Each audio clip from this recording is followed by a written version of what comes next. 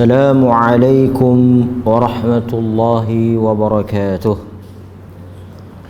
الحمد لله رب العالمين وبه نستعين على أمور الدنيا والدين، والصلاة والسلام على أشرف الأنبياء والمرسلين وعلى آله وصحبه أجمعين. أما بعد. Kita malam ini memilih hadis ataupun kisah yang ke-32 pada muka surat 129. Muka surat 129, hadis ataupun kisah yang ke-32. Okey. Oleh kerana hadis ini agak panjang, kita akan terus membaca terjemahannya kerana memberikan lebih sedikit masa untuk kita menghuraikan ataupun menjelaskan makna hadis yang kita baca ini. Di bawah tajuk tidak bertindak secara terburu-buru. Tidak bertindak secara terburu-buru. Daripada Umar Al-Khattab radhiyallahu anhu bahawa beliau berkata, tuan-tuan tengok muka surat 130. Ketika Abdullah bin Ubay bin Salul, Abdullah bin Ubay bin Salul ni, apabila kita baca di dalam sejarahnya, beliau merupakan ketua golongan munafik di Madinah. Pemimpin ataupun kepala orang-orang munafik di Madinah ini adalah Abdullah bin Ubay bin Salul. Abdullah ini bila kita sebut munafik, artinya dia menzahirkan Islam. Secara zahirnya, luarannya, dia ikrar, dia bagi tahu, dia menampakkan diri dia sebagai Muslim, tetapi hakikatnya, sebenarnya dia kafir. Itu yang kita sebut munafik. Munafik ni artinya izharul Islam wa ibtanul kufur. Makna munafik itu menzahirkan, dia declare, dia bagi tahu, dia war-warkan, dia habaq kata dia Islam. Ibtan, dia menyembunyikan kekafiran dia. Jadi kalau orang tanya munafik ni Islam ke kafir? Kafirlah. Hakikatnya dia kafirlah, sebab itu yang sebenarnya. Di dalam perbincangan berkaitan dengan golongan munafik ni, berkaitan dengan bab munafik ni, kita kena ingat, kalau tuan-tuan dan puan-puan, ibu-ibu dan bapa-bapa yang dirahmati oleh Allah Subhanahu wa taala baca di dalam Al-Quran, terutama berkaitan dengan awal suratul Baqarah, munafik ni dia teruk, dia ni sangat berat, sangat bahaya. Dalam Al-Quran ada surah Al-Munafiqun. Surah Al-Munafiqun cerita tentang perangai, sikap orang munafik ni. Ada satu surah yang dinamakan surah munafik. Punya teruknya kelompok ni sampai ada satu surah khas cerita tentang pok mereka. Di awal suratul Baqarah Kita baca alif lam mim. Kita baca alif lam mim kan? Suratul Baqarah. Dzalikal kitabu la raiba fihi tu. 5 ayat yang pertama tu Allah menyentuh tentang orang-orang mukmin, orang Islam, orang muttaqin. Dzalikal kitabu la raiba fihi hudal lil muttaqin. Cerita tentang orang-orang yang bertakwa, orang yang mendirikan salat, beriman kepada perkara ghaib, mengeluarkan zakat dan sebagainya. Lepas tu Allah Ta'ala cerita tentang siapa pula?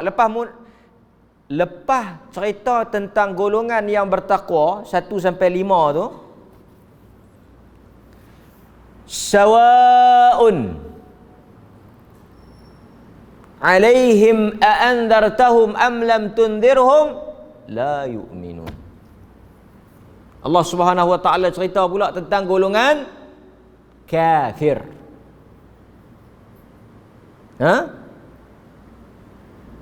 Allah Ta'ala sebut sawa'un alaihim a'andartahum am lam tundirhum la yu'minun. Orang kafir ni engkau beri ancaman ke, engkau tak beri ancaman ke, mereka tetap tak beriman. Berapa ayat? 2-3 ayat. Mukmin tadi 5 ayat. Lepas tu sambung orang kafir 2-3 ayat. Yang banyak lepas tu, yang cerita lepas tu yang 7-8 ayat, 9-10 ayat tu menyentuh tentang golongan munafik. Wa idza laqul ladzina amanu khalau ila syayatin wa idza laqul ladzina amanu qalu inna ma'akum qalu amanna wa idza khalau ila syayatinihim qalu inna ma'akum innama nahnu mustahzi'un. Yang tu cerita orang munafik. Munafik ni tadi kita sebut dia di bawah kelompok kafir. Munafik ni dia duduk bawah golongan kafir. Munafik ni golongan kafir lah. Tapi Allah bila dia sebut tentang golongan kafir tadi ni, dia asingkan, dia keluarkan munafik ni satu bab lain, cerita asing pula. Patutnya bila cerita tentang orang kafir ni termasuklah dalam tu munafik. Masuk sekali lah. Sebab munafik ni pun kafir. Tetapi Allah sebut khas sifat-sifat mereka tu. Sifat-sifat orang munafik, perangai munafik, penipuan munafik, kepura-puraan dia. Wa idza laqul ladzina amanu, bila mereka berjumpa dengan orang-orang yang beriman, Nabi dan para sahabat, mereka berkata kami beriman. Wa idza khalau ila syayatinihim, bila mereka bersama kelompok munafik kafir, inna ma'akum, kami ni sebenarnya dengan hampa. Innama nahnu mustahzi'un, kami hanya berlakon, berolok-olok dengan Nabi dan sahabat. Sebab itu tuan-tuan, munafik ini kalau kita tengok, dia merupakan orang kafir yang paling teruk dalam ranking susunan orang kafir itu, martabat maqam orang kafir itu. Kafir yang paling teruk kafir jenis munafik. Okey, balik pada tajuk kita ni. So Abdullah bin Ubay bin Salul ni, dia kepala munafik. Macam mana yang dia boleh jadi munafik ni? Yang dia geram, dia marah sangat, dia krisis dengan Nabi ni. Ni tuan-tuan kena baca sirah dia. Sirah dia ni kalau kita tengok sebelum orang-orang Madinah menabalkan Nabi itu sebagai pemimpin mereka, mengangkat Nabi itu sebagai pemimpin mereka, calon yang diangkat, calon yang dicadangkan, hampir dilantik, hampir menjadi ketua, Abdullah ni lah, Abdullah bin Ubay bin Salul ni. Bila Nabi mai, Nabi telah macam potong jalan dia lah. Tu yang dia angin sangat tu. Potong trik dia. Sebelum tu di Madinah ni memang nak lantik, nak angkat dia sebagai pemimpin. Kemudian mereka bersetuju. Ni sejarah sirah yang panjang lah. Kan? Nabi dilantik. Lebih menariknya berkaitan, banyaklah kalau kita nak baca berkaitan dengan Abdullah bin Ubay bin Salul ni. Lebih menariknya anak dia juga kita kenal dalam sejarah, Abdullah bin Ubay bin Salul. Dia Muslim mukmin. Dia radhiyallahu an. Dia sahabat Nabi. Dia orang yang beriman. Dan dia pernah tawar diri kepada Nabi untuk pergi pancung kepala bapa dia. Sebab apa tuan-tuan? Sebab kalau kita baca dalam sejarah, dia ni anak yang paling sayang pada bapa dia. Dia anak yang paling sayang pada bapa dia, tapi dia nak pergi pancung. Pasal apa? Dia kata kalau orang lain pergi bunuh, dia sebagai anak jantan yang sayang kepada bapa dia, takkan dia boleh biar dan dia boleh duduk sengap, dia boleh tengok orang yang pergi pancung bapa dia. Jadi dia kata biar tangan ini yang membunuh. Sebab apa?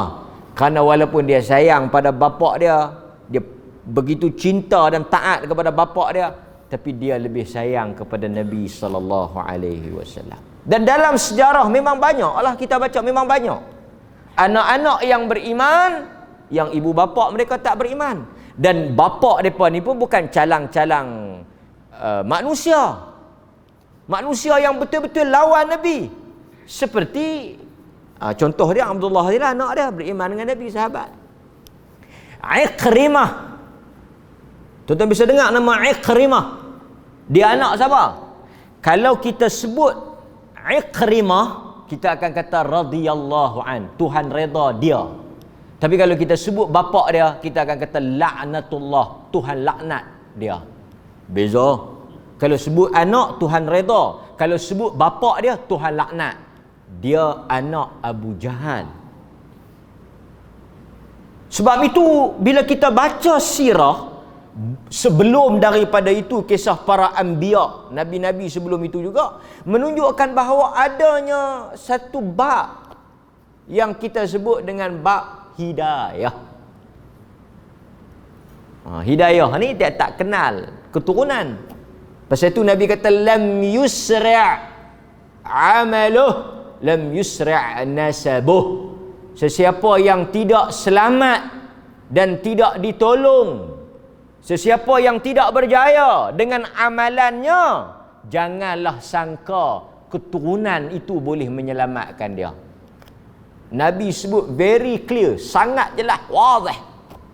Nabi kata siapa yang amal ibadat dia tidak boleh membantu, membela, menyelamatkan dia daripada neraka, janganlah dia sangka keturunan dia, darah dia boleh menyelamatkan dia. Kerana manusia tidak dinilai berdasarkan kedudukan keturunan. Keturunan Nabi ke, keturunan siapa ke, tidak ada bezanya di sisi Tuhan. Arab ke Melayu ke, sebab tu kita tak ada amalan masing-masing. Malaikat tidak melihat kepada darah untuk masuk syurga. Hang ni darah apa? Saya ni darah, jangan main-main ni keturunan saya. Kan? Keturunan tuk mana ke apa ke, tidak ada nilai di sisi Allah Subhanahu wa taala. Sebab tu Nabi kata kepada Fatimah. Nabi kata kepada Fatimah dan juga ahli keluarga dia, mintalah apa yang kamu nak minta, kerana di akhirat esok masing-masing berhujah di hadapan Allah. Itu pasal itu tuan-tuan, dalam hidup kita ni ada benda yang bersifat kauniyah. Pasal itu Tuhan tak ambil bab ni. Apa dia kauniyah? Tuan-tuan, dalam hidup ini Tuhan hanya akan judge, Tuhan hanya akan hukum benda yang kita decide, benda yang kita boleh pilih. Jadi Islam pilih ke tak? Menjadi Muslim ni benda yang kita pilih ke, benda yang kita tak boleh pilih? Islam agama benda yang boleh kita pilih. Macam ni nak bagi tuan-tuan nampak. Nak buat contoh saya ni pun tak berapa sesuai. Tuan-tuan beranak mai putih. Ada yang beranak hitam. Yang tu pilih ke tak? Tuan-tuan pilih ke nak jadi hitam? Saya ni memang habaq kat Tuhan nak jadi hitam. Metalik. Saya ni nak jadi putih. Benda yang macam tu Tuhan tak nilai tau. Tuhan, sebab itu bukan pilihan kita. Tuhan tidak menghukum dan Tuhan tidak mengambil kira benda yang manusia tak boleh memilih di atasnya. Menjadi jantan, menjadi perempuan, menjadi hitam, menjadi Melayu, menjadi India. Ini bukan pilihan. Ini ketentuan di luar daripada kawalan kita. Takkan Tuhan nak pergi hukum kita benda yang kita tak ada kuasa. Maka yang ni tak masuk bab. Tuan-tuan nak beranak jadi orang Perlis ke, orang Melaka ke apa ke, nak jadi anak Hindu ke India ke, nak jadi anak Cina ke, orang kaya ke. Ada tuan-tuan, saya memang minta kat Tuhan beranak jadi anak orang miskin. Pasal bagus juga menjadi orang anak miskin ni boleh terima zakat. Tak ada. Semua manusia beranak. Pasal tu kalau kita tanya, semua orang mungkin nak beranak jadi orang besar, anak orang kaya. Tapi itu bukan pilihan kita. Mungkin ada yang perempuan nak jadi jantan, ada orang perempuan nak jadi jantan, ada, tapi dia beranak-beranak bukan pilihan dia. Sebab itu Tuhan tak masukkan neraka kerana benda yang kita tak boleh pilih. Tetapi Tuhan dia hukum manusia benda yang dia bagi kita pilih, kita pilih hak yang tak betul, hak tu kena. Pasal apa? Pasal yang tu kita yang putus. Jadi tuan-tuan kena ingat benda ni. Takdir ada benda yang Tuhan tentukan. Dia punya kauniyah dari sudut penciptaan dia. Benda yang kita tak boleh nak buat apa dah. Tapi ada benda yang kita boleh pilih, yang kita boleh tentukan. Yang ni kalau kita silap pilih, padan. Nampak? Itu benda yang penting lah. Nak jadi anak Abu Jahal, nak jadi anak Abdullah bin Salul, nak jadi bini Fir'aun, yang tu bukan pilihan kita lah kan, nak jadi anak Fir'aun ke apa semua. Tapi bila dia, walaupun dia anak Abu Jahal, dia tak pilih dia anak Abu Jahal, tapi dia beriman. Iman itu pilihan dia. Bapak dia bukan dia yang pilih. Dia pilih ke bapak nak jadi anak siapa? Dia tak pilih. Dia kata bagus juga jadi anak Abu Jahal ni, nampak macam kemas sikit. Tak, dia tak pilih. Tapi dia pilih Islam. Nampak? Tuhan tak hukum dia kerana dia anak Abu Jahal. Tuhan tak azab dia pasal dia anak Abu Jahal. Tuhan rahmat dia pasal dia pilih Islam. Nampak? Benda yang dia tak boleh pilih, Tuhan tak ambil kira. Tapi benda yang dia pilih, yang dia boleh pilih tu Tuhan ambil kira. Sebab apa tuan-tuan? Dosa kita baca minggu lepas, dosa siapa buat dia tanggung. Ada lagi orang duk baca hadis palsu. Siapa yang anak zina, 7 keturunan tak masuk syurga. Dia mana boleh pilih nak jadi anak zina ke anak apa ke? Yang berzina tu siapa yang pilih? Siapa yang seronok? Pak mak dia yang duk bersabit dengan dia. Pasal apa? Dia pilih ke nak beranak daripada hasil anak zina? Tuan-tuan, dia pilih ke? Macam mana tuan-tuan tak pilih, saya pun tak pilih. Lahir daripada hubungan perkahwinan yang halal, dia pun tak tahu. Tak, dia kata memang saya seronok ni, saya pilih jenis mak macam ni. Tak ada. Maka sebab itu kita jangan hukum anak tu di atas perbuatan pak dia, pasal dia tak pilih benda tu. Kan? Nampak? Itu satu ingatan. Ini berkaitan dengan Abdullah bin Ubay bin Salul. Dia meninggal dunia. Jadi tuan-tuan, okey, sebelum tu, di zahirnya dia Islam ke tak? Zahir. Tuan-tuan jangan duk kira batin. Zahirnya dia Islam. Okey, tuan-tuan kena ingat yang tu. Okey. Lalu dia pun meninggal dunia. Rasulullah sallallahu alaihi wasallam diminta bagi mensalatkan jenazahnya oleh anak dia. Ketika baginda sudah berdiri hendak salat, aku ni siapa? Rawi hadis tadi, Umar, sahabat yang riwayatkan hadis ni, kata Umar, aku menghampiri baginda lalu aku berkata, wahai Rasulullah, apakah engkau akan mensalatkan anak Ubay, padahal dia dahulu pernah mengatakan kepadamu begini, kada wa kada wa kada. Aku mengulang ucapan Abdullah bin Ubay yang dahulunya pernah diucapkan kepada Nabi. Ternyata Rasulullah tersenyum lalu berkata, Cukuplah ucapanmu kepadaku, wahai Umar. Cukup, berhenti. Sudah, aku tahu. Ketika aku terus berbicara kepada baginda, baginda menyatakan, sungguh aku diberi pilihan dan aku memilih seandainya aku mengetahui bila aku menambah lebih daripada 70 kali permohonan ampun baginya, dia akan diampuni. Pasti akan aku tambah. Umar berkata, kemudian Rasulullah mensalatkannya hingga selesai. Tidak lama selepas itu baginda terdiam. Sahabat ni bila Nabi sengak, tuan-tuan, sahabat ni bila wahyu turun, kadang-kadang wahyu tu turun ketika sahabat duk ada. Ada sahabat kata kadang-kadang kaki Nabi ni duk ada di atas kaki aku. Bila wahyu turun, rasa nak pecah kaki aku ni. Bukan kaki Nabi tu duk atas kaki dia, rasa nak terpecah. Berat wahyu tu turun. Sahabat kata kadang-kadang Nabi bila tiba-tiba dia bercakap, sengap, berpeluh. Diri dia tu berpeluh. Kami tahu wahyu tengah turun. Dia sengap tu maknanya dia tengah terima wahyu. Kan? Okey. Tapi kalau kita tengok dalam masjid ni sengap, dia duk lena tu. Umar berkata, kemudian Rasulullah SAW mensalatkan dia. Tidak lama selepas itu baginda terdiam. Turunlah ayat Allah dalam surah Taubah ayat 84. Dan janganlah kamu mensalatkan sesiapa yang mati daripada mereka selamanya, sehingga ayat mereka mati dalam keadaan fasik. Kata Umar, maka aku berasa hairan kepada siapa yang menyakiti Nabi SAW pada suatu masa nanti. Sesungguhnya Allah dan Rasulnya maha mengetahui. Ini satu kelebihan Umar. Umar ni kalau tuan-tuan baca sirah Umar, ada orang buat filem Silsilatu Umar, The Series of Umar, cerita tentang sirah Umar. Kalau siapa-siapa baca riwayat hidup Umar ni sangat menarik, hebat.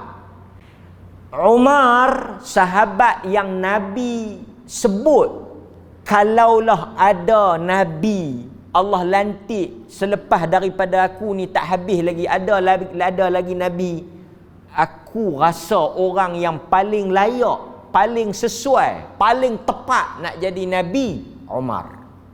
Itu sahaja dah cukup. Umar ni memang dahsyat lah. Umar dahsyat.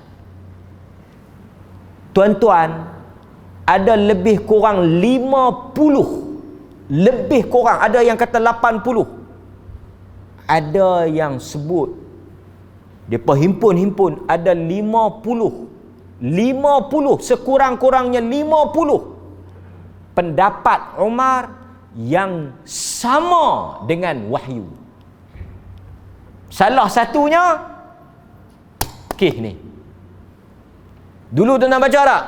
Tawanan perang Badar. Masa tu orang Islam mana perang lagi? Badar perang yang pertama. Tuan-tuan pun tahu kan? Nak buat apa ni yang kita tangkap ni? Umar kata bunuh. Nabi ada pendapat lain, Abu Bakar ada pendapat lain. Quran kata bunuh. Sama macam Umar. Bukan sama macam Umar, artinya Umar bagi pendapat tu, Quran turun, Quran suruh yang tu. Itu dia panggil muwafaqat.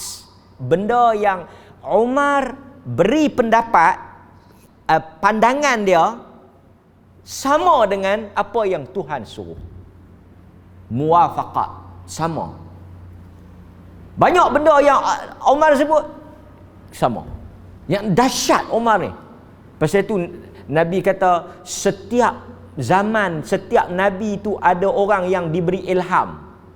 Maksudnya Tuhan bagi satu pandangan yang Tuhan bimbing. Pandangan tu dibimbing oleh Tuhan. Dia tak sampai taraf wahyu. Ilham ni bawah daripada wahyu. Zaman aku, umat aku, orang yang ilham yang Tuhan bagi tu Umar. Itu Umar Al-Khattab. Dahsyat dia.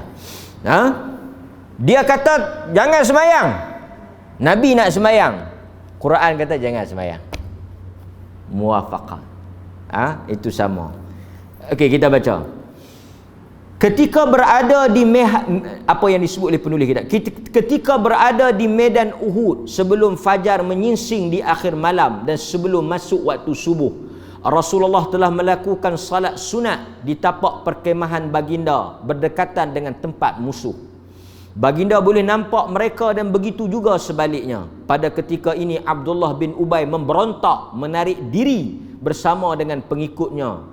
Kira-kira tenaga mereka seramai 1/3 daripada keseluruhan tentera Islam. Anggarannya 300 orang. Dengan dia mengangkat slogan, untuk apa kita berperang? Dia protes dan membantah Nabi SAW dengan alasan Nabi tidak meminta pendapatnya tetapi mengikut pendapat orang lain. Ini dia panggil musuh dalam selimut, duri dalam daging, gunting dalam lipatan. Apa dia lagi? Kan? Maksudnya dia berada dalam pasukan Nabi tapi dia bertujuan nak merosakkan pasukan Nabi. Ini lebih bahaya. Musuh dalam selimut ni. Yang luar selimut tu tak apa, yang tu kita kelih. Yang dalam selimut ni, enau dalam belukar, musang berbulu ayam ni. Kalau musang kita kelih senang. Ini musang tu dia macam ayam, cerah ayam kita. Nak tangkap nampak macam ayam, kita pun biar. Esok jaga-jaga cerah, tinggal dia sekor. Rupa-rupanya musang berbulu ayam. Nah, musang berjanggut tak apa, duduk dalam peti.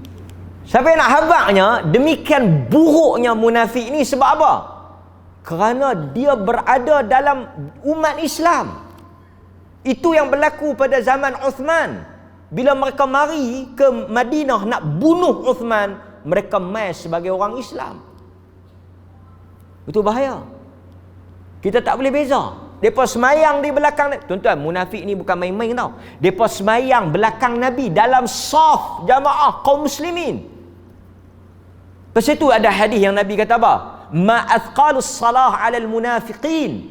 Tidak ada semayang yang paling berat. Artinya munafik ni semayang. Semayang di belakang Nabi, bersama dengan Nabi. Bukan main-main. Bukan tak semayang.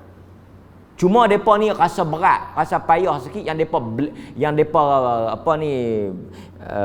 balok sikit ni, mayang subuh dengan mayang Isyak. Tak kata ke mereka yang Muslim pun balok. Kan? Munafik lagi balok lah. Yang Muslim pure pun jenuh tarik selimut. Kan? Nak cuih mangkit. Okey. Tidak syak lagi. Tujuan utama Abdullah menarik diri bukan sekadar sebagaimana yang dinyatakan oleh kepala munafik tadi. Kerana Nabi ni tak ambil. Ini juga satu lagi perangai tak bagus. Jenis mebai tak tentu pasal ni, kita tak mau lah. Dia mebai, dia kata dia tak mau lah. Tak mau nak pergi perang lah. Pasal apa? Pasal Nabi tak ambil pendapat dia. Duk tanya orang lain, tak tanya dia. Dia orang tak tanya hang bagi habaq lah. Ni satu lagi masalah. Yang ni kadang-kadang orang perempuan. Bukan semua. Yang ni tak. Yang ni tak nak abang awal. Kita tanya dah, nak makan ke tak? Dia kata apa? Dia tak kata apa. Lepas tu bila kita tak beli apa? Kita tengok halui besar. Bukan bini saya. Ni saya cerita psikologi orang perempuan. Jangan tanya, beli je. Sekali dia makan. Macam itulah dalam bab apa pun. Sebab itu Nabi kata apa? Orang perempuan ni khuliqat min dila', dibuat daripada tulang rusuk. Artinya tulang rusuk ni payah. Kalau kita kerah dia patah. Kalau kita biar dia bengkok, kita kena ni lah, pesah lah badan. Tak tanya, dia kata tak tanya. Bila tanya, dia tak abang, dia buat sengak. Dia buat tak tahu. Kadang dia tanya tapi dia dah ada keputusan.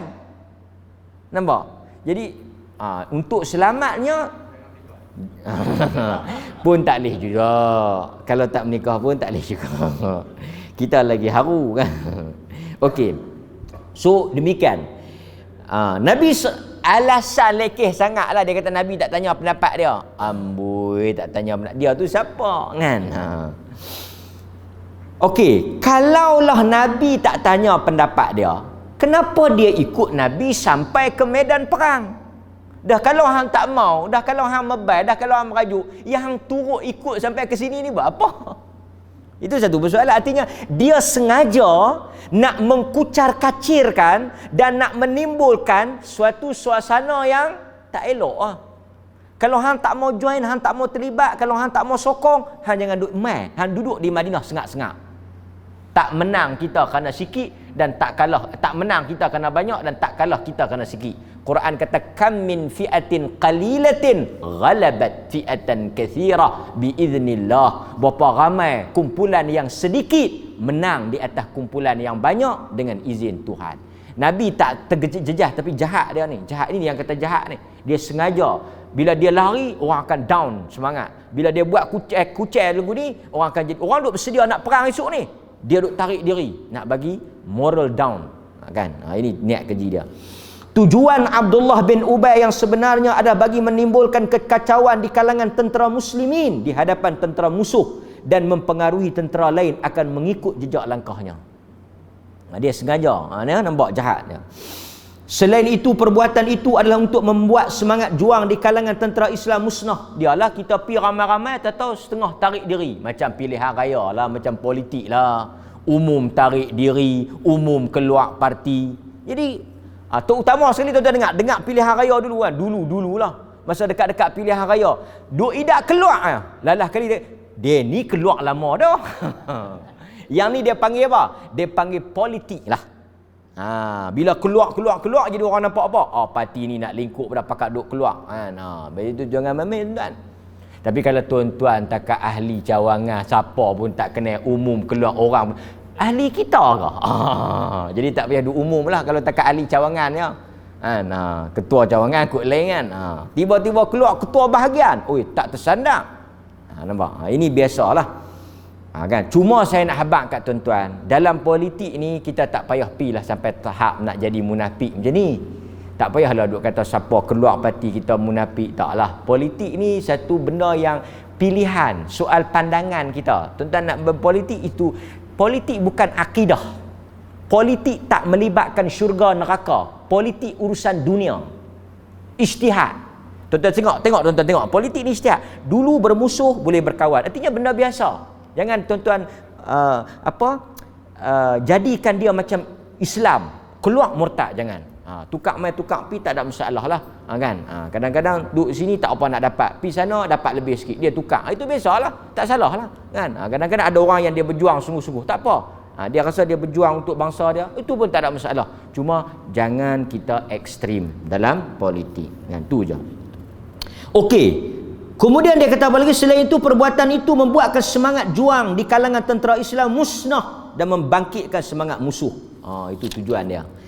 Inilah cara yang paling berkesan dengan maksud memusnahkan Nabi dan para sahabat.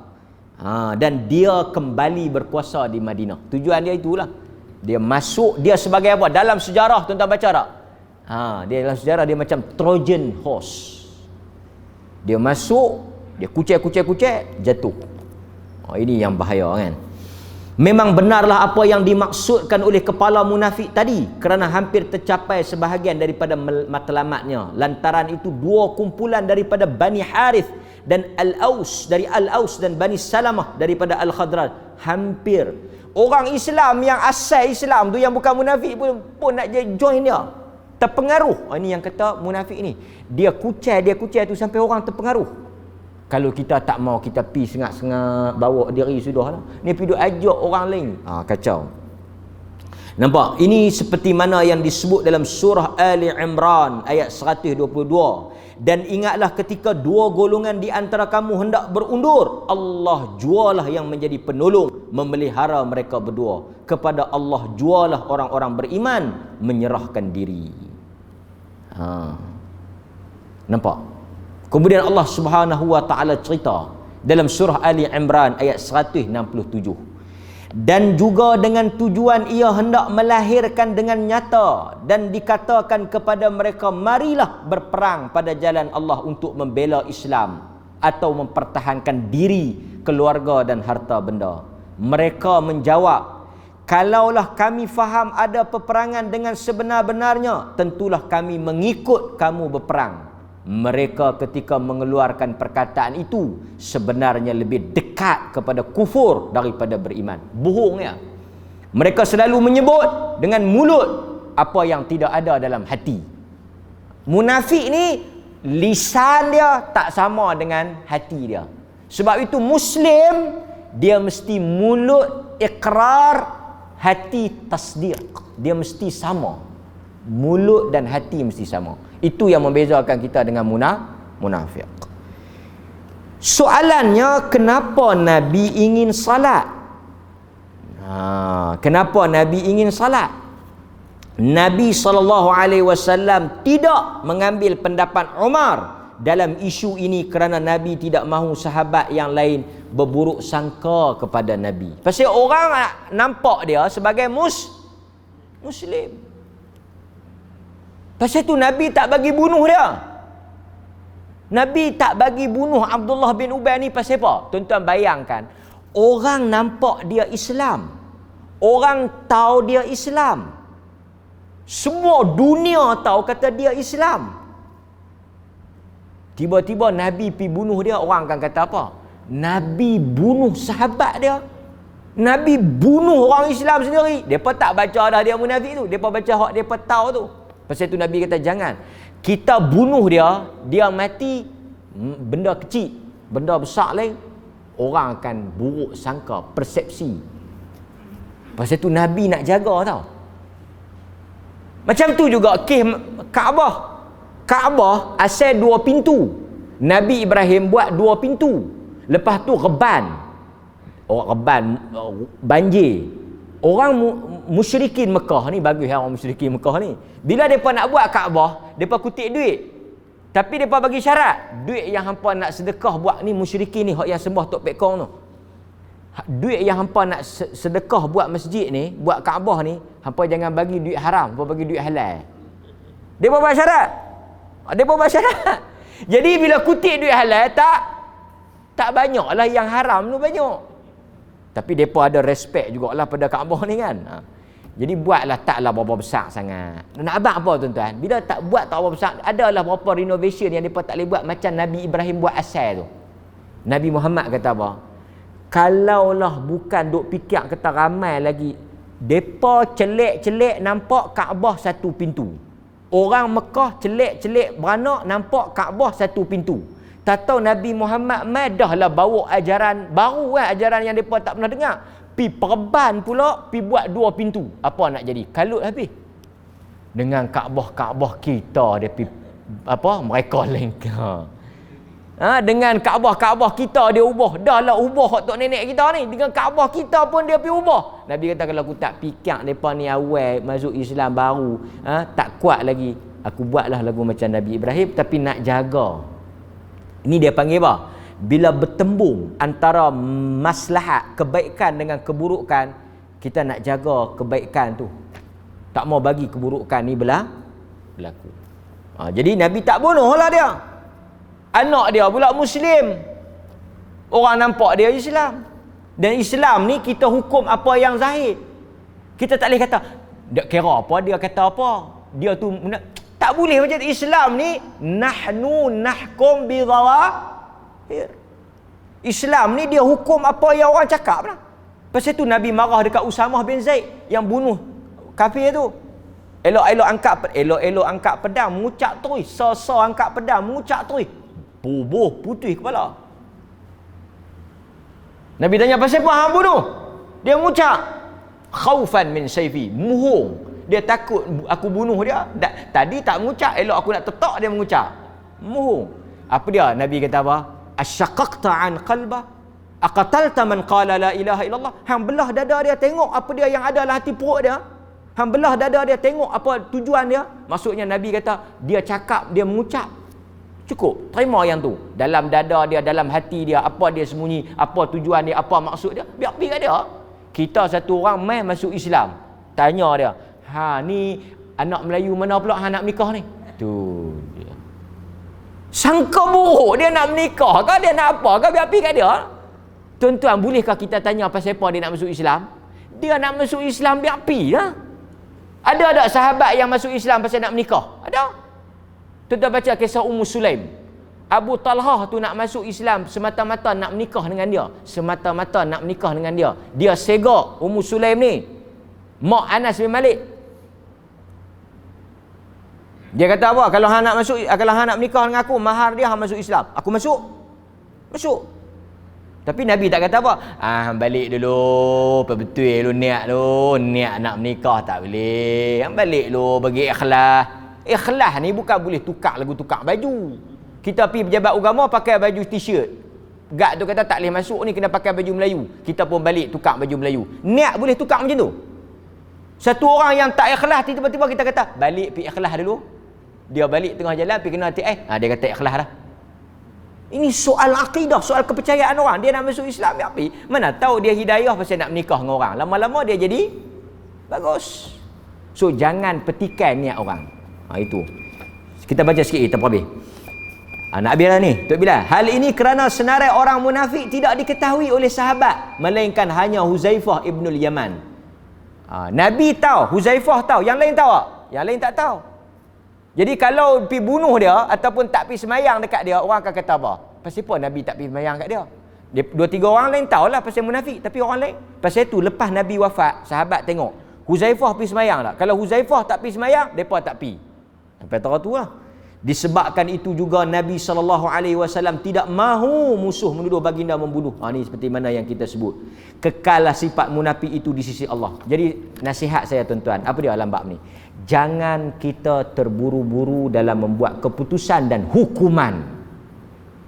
Apa yang kawan tu cakap, kita hukum di atas tu. Lebih baik kita tersalah dalam bersangka baik. Tuan-tuan dengar, lebih baik tuan-tuan salah dalam sangka baik daripada tuan-tuan betul tapi sangka buruk. Sangka buruk, betul pun berdosa. Biar kita sangka baik, salah tak apa. Kita sangka baik, tak tahu salah, tak apa, tak berdosa. Tapi tuan-tuan sangka buruk, awal-awal tu sangka buruk dah. Ada orang dia jenis, awal-awal dia sangka buruk dah. Dia sangka buruk betul. Betul pun berdosa. Kerana sangka buruk itu salah. Jadi kita tuan-tuan, lembab ni panjanglah kalau kita nak ulas. Kita bagi laluan kepada azan.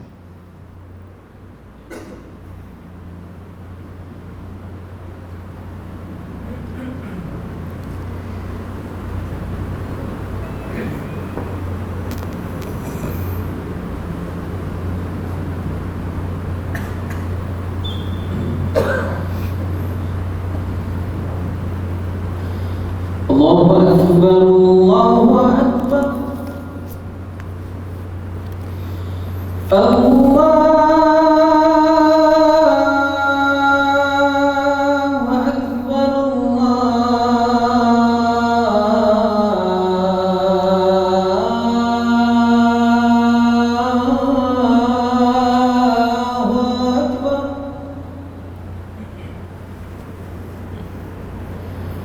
Asyhadu an la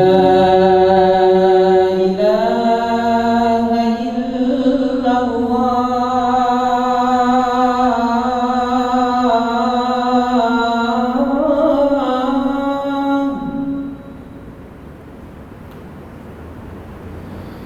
Asyhadu an la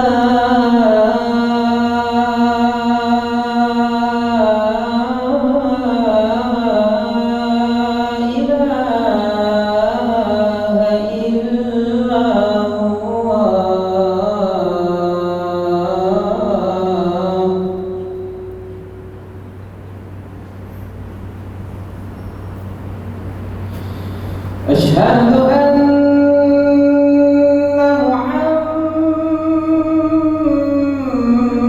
Muhammadar Rasulullah.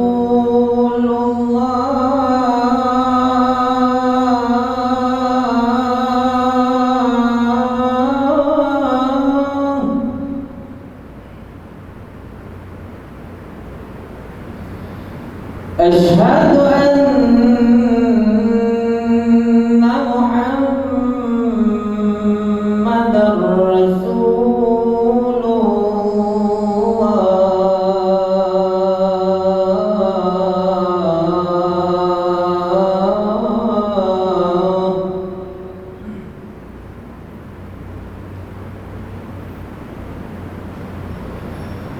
Hayya 'alas salah.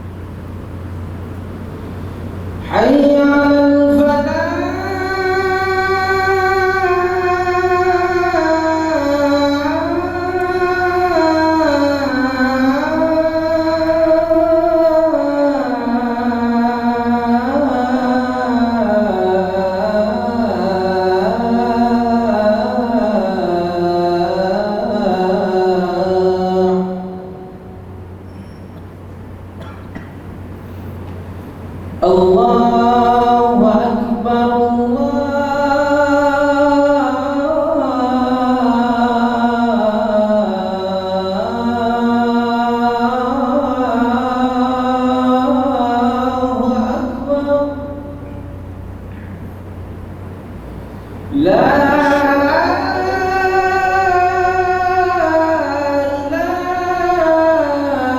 إلا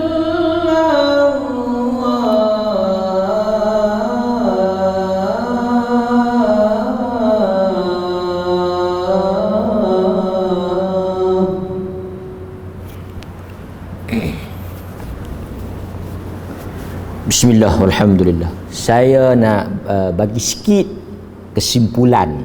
Tadi kita ulas sikit kesimpulan berkaitan dengan munafik ni. Kita ambil sikit masa. Saya sebelum kita sembahyang ada 10 minit kan. Kita ambil 10 minit. Sikit lah. Pertama, tuan-tuan kena beza, ada beberapa poin yang saya nak sebut. Ada benda dia panggil nifaq i'tiqadi. Yang ni yang kita bincang Abdullah tadi ni. Abdullah tadi ni tuan-tuan tahu, Nabi bukan takat pergi semayang dia saja. Nabi bagi jubah dia untuk jadi kain kafan. Siapa minta? Anak dia minta. Dia kata Rasulullah mai jubah engkau nak pi balut pak dia. Nabi bagi. Yang ni dia panggil nifaq akidah. Dia ni memang pure. Satu lagi saya nak sebut kat tuan-tuan pasal ini pun bahaya juga. Apa dia? Nifaq amali. Perangai kelaku macam munafik tapi dia bukan munafik. Akidah dia Islam tapi kelaku perangai dia tu macam perangai munafik. Macam inilah saya kata macam ni. Kita Melayu tapi perangai Cina. Contoh. Kan? Dia hang ni Melayu tapi kerja macam Cina. Macam itulah. Artinya kita ada perangai tu. Tapi kita bukan Cina, perangai tu. Ataupun hang ni Cina tapi perangai macam Melayu. Macam itulah. Boleh faham? Saya tak mau buat contoh lagi pertubuhan Melayu mangkit report saya pula kan. Okey tak apa. So lah kita ni sikit. Bercakap bohong. Amanah khianat. Berjanji mungkir. Yang tuan-tuan duk baca dalam hadis tu. Ada tak kebarangkalian orang Islam mukmin perangai ni? Ada tak? Ayatul munafik. Ataupun wa idza khasama fajar. Apabila berkelahi, dia berkelahi melampau. Ada orang.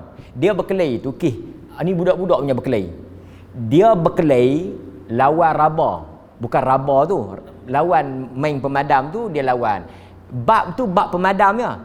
Tapi dia rawik sampai pergi ke Tok Wan kau tu. Dia kata Tok Wan hang lagu tu pok hang. Yang ni dia panggil melampau. Munafik. Nabi kata ayat tanda-tanda munafik itu betul. Kita tak boleh kata kawan tu walaupun dia ada perangai munafik, dia munafik. Tak. Perangai tu ada. Hang ni perangai munafik tapi dia bukan munafik. Pasal kalau kita kata dia munafik, kita kata dia kafir tu. Bahaya tu, bahaya. Perkataan tu bahaya. Hang ni munafik. Siapa yang kata hang tu munafik, dia kafirkan kawan tu. Kita kena kata ciri perangai kelaku hang ni macam perangai orang munafik. Macam perangai orang munafik. Pasal apa? Pasal hang kalau berkelahi hang jadi melampau sampai rawik jadi kan. Ini satu bab. Okey. Dan ada juga beberapa tanda lain yang kita kena jaga. Ni saya nak sebut ni pasal ni ada kaitan. Tadi kita baca hadis ni ada kaitan dengan diri kita. Satu.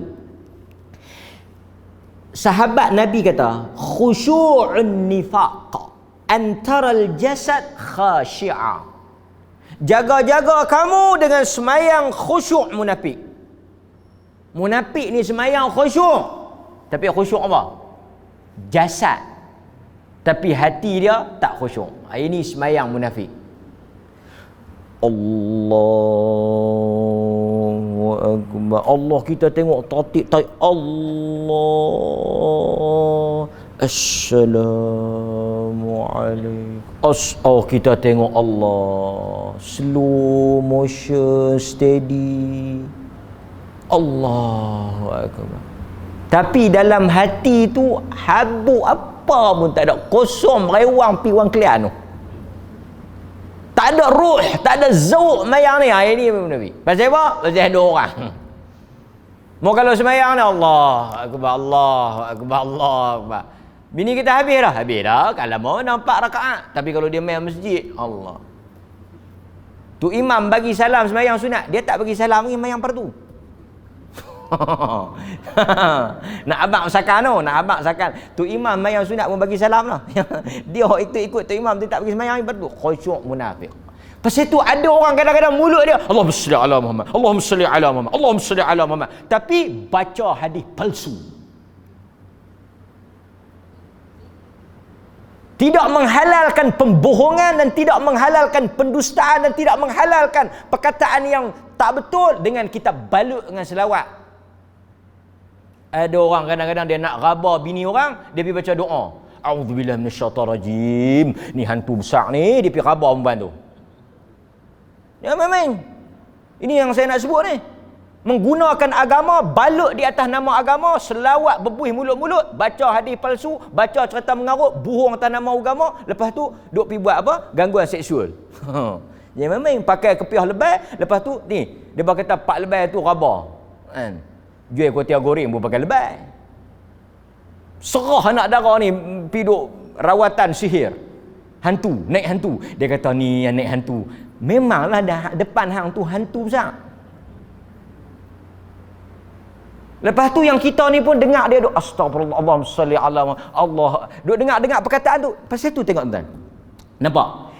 Ni Umar dia duduk atas mimbar ni. Umar kata apa? Inna akhwaf ma akhafu alaikumul munafiqul alim.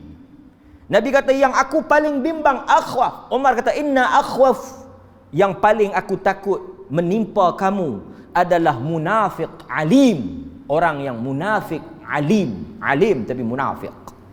Qalu kaifa yakunul munafiq aliman? Macam mana orang munafik alim? Alim munafik itu apa dia makna dia? Dia bertanya Umar. Umar kata yatakallam bil hikmah. Dia bercakap bagus. Hikmah, lembut, bercakap Allah dengar. Tawaduk. Wa ya'malu bijawr au munkar, tetapi mai tang amalan, mai tang sikap dia, mai tang perbuatan, dia buat amalan yang jahat.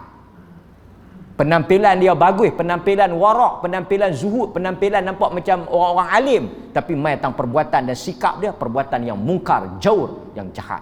Umar kata jaga-jaga, ini yang paling aku bimbang. Yang ni yang kita kata penampilan itu tidak menampakkan zahir hakikat dia. Tuan-tuan kena hati-hati benda ni. Kemudian saya nak sebut lagi satu. Di antara benda yang kita nak kena jaga-jaga ni, yang orang munafik kita kena elakkan. Ciri-ciri munafik ni akhirnya apa dia tuan? Iaitu orang yang dia tak jaga sembahyang jemaah. Sembahyang jemaah ni berat ni. Terus itu orang lelaki-lelaki ni, kita kadang-kadang cakap hebat berkaitan dengan tajuk-tajuk lain, tapi medan sembahyang jemaah kita tak jaga. Alladhi yasiful iman wa la ya'mal bih. Orang yang dia sifatkan diri beriman tapi dia tidak ada amalan orang beriman. Dia kata dia beriman tapi tak ada amalan orang beriman. Salah satu amalan orang beriman adalah salat jamaah. Nampak? Kata Abdullah bin Mas'ud, "Wa laqad ra'aytuna wa ma yatakhallaf 'anha illa munafiq ma'lumun nifaq. Wa laqad kana ar-rajul yu'ta bihi yuhada baina ar-rajulain hatta yuqama fi as-saff." Kata Abdullah bin Mas'ud ni sahabat besar Nabi ni.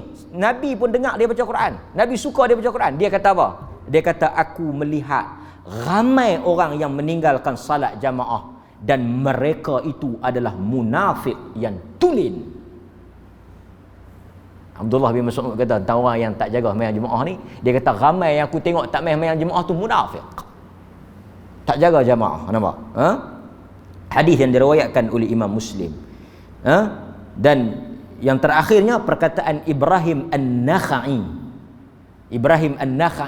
Dia kata apa? Kafa 'alaman 'ala an-nifaq an yakuna ar-rajul jar al-masjid la yura fihi. Cukuplah seseorang itu ada, dia kata ni berat juga perkataan Ibrahim An-Nakhai ni. Dia kata apa?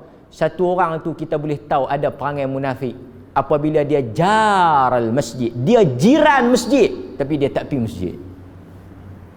Jar al-masjid, dia tu jiran masjid. Tuan-tuan yang tak jiran masjid ni boleh tahan lagi kalau tak mai. Jiran masjid kan, tak mai. Kata Ibrahim An-Nakhai, itu min alamatin nifaq, daripada tanda-tanda munafik. So hati-hati, kita bimbang dalam dunia yang penuh fitnah ni, kita terjatuh dalam ciri-ciri munafik tadi. Hati-hati tuan-tuan.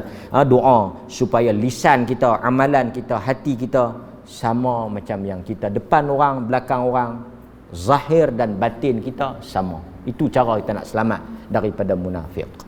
أقول ما سمعتم أستغفر الله العظيم لي ولكم وبالله التوفيق والهداية. السلام عليكم ورحمة الله وبركاته.